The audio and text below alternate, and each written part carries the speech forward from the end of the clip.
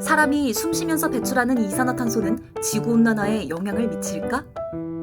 안녕하세요. 산림바이오매스 TV의 갓가지 곁가지 나뭇가지 가지가지하는 가지입니다. 여러분, 혹시 이런 생각 해보신 적 없으신가요? 생물은 호흡하면서 이산화탄소를 내뿜는데 이산화탄소가 지구온난화를 가속시키는 거라면 호흡도 나쁜 거 아닐까? 이 생각, 합리적이고 적절한 것일까요? 가지와 함께 알아봅시다.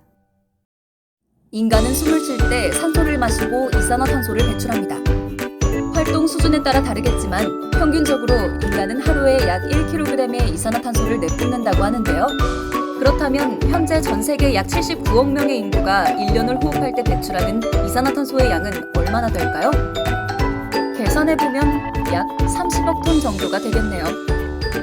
국제에너지기구 IEA 통계에 의하면 2018년 화석연료 연소로 발생한 이산화탄소는 335억 1,300만 톤이라고 하니 인간이 호흡할 때 내뿜는 이산화탄소는 약 1% 정도 되는 셈이네요. 적지는 않은 수치입니다.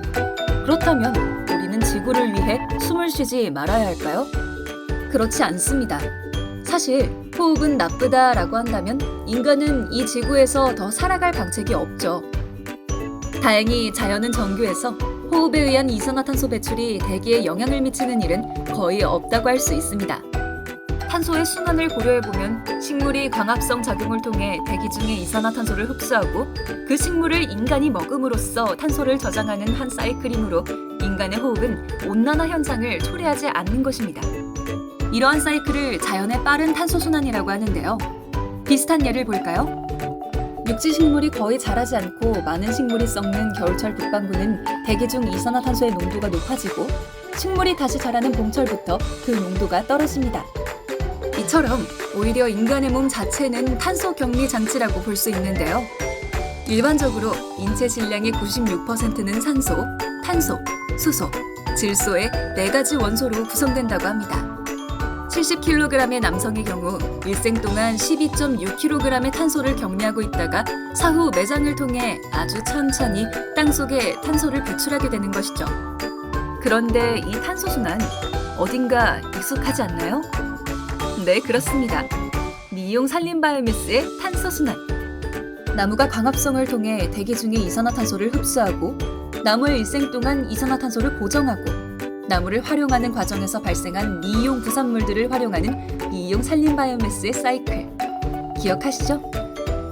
이렇듯 미이용 산림바이오매스를 사용하는 것은 전 지구적 탄소순환의 일부이며 탄소순환 체계를 해치지 않는 탄소 중립이라고 할 수 있습니다.